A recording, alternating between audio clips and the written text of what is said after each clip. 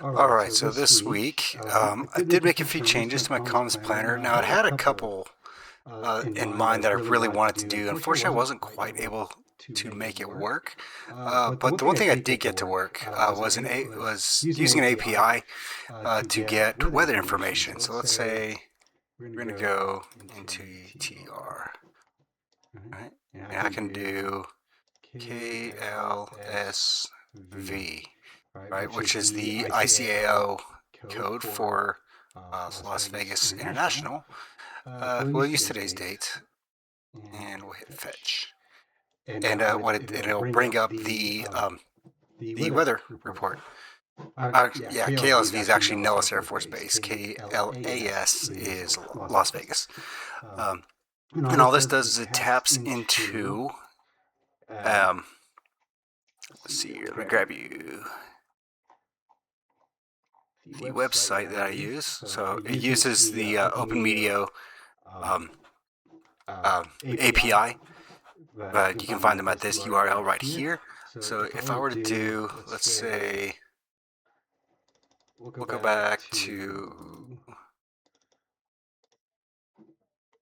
say, 1989, then we can just pick a random date.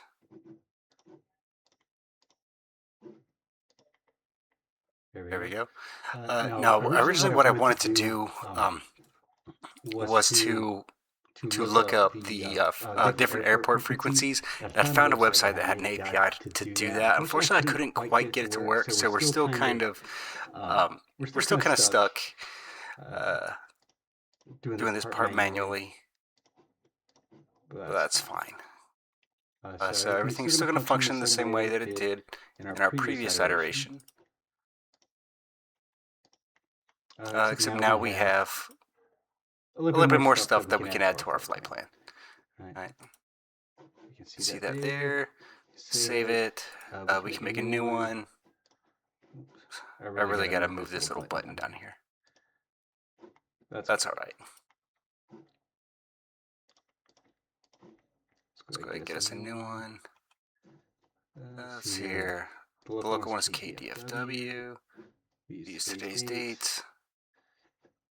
And we'll just save this as is. And that's what the weather is right here. And it is in Celsius.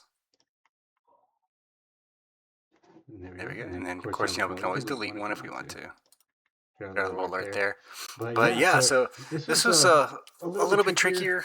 A little bit trickier to do. Most of it was just trying to go through the documentation in the actual code itself in order to... or in the website itself, and just kind of read the documentation so we could figure out what all it is that we were going to be looking for. But then, did a lot of work on kind of cleaning up, trying to make it look a little bit more presentable. I think I had a really bad habit of kind of making all of my code comments into that open, kind of like this right here. So I kind of went through and just kind of did stuff, like one line at a time. Just try to change it to where I wasn't confusing myself. Because one thing that I did notice, I'm really not too thrilled about the fact that I had to get rid of my other API, but unfortunately, I'm already turning this thing in late, and it kind of became a little bit over-consuming. It was way too much to do in the time that I had, but I think I'm going to keep looking for a way to make that happen where I can actually just get in all these different frequencies. Like I said, we'll keep plugging away at that. Really, I'm looking forward to our next iteration to see what all we're gonna do. But beyond that, I'm kind of happy with this. Like, I'm actually going to be using this, probably not for anything real. I don't think we're going to publish this one, because this is going to be kind of there's already a lot of flight sim add-ons out there that you can actually make a flight plan out of, but I think I'm going to use this for myself. But I'm certainly, you're more than welcome to download the snack if you want to go onto Expo and try it out for yourself. And see what you think, and if you have any ideas that you would like to see in this, just drop them down in the comments. And thanks for checking out my feed.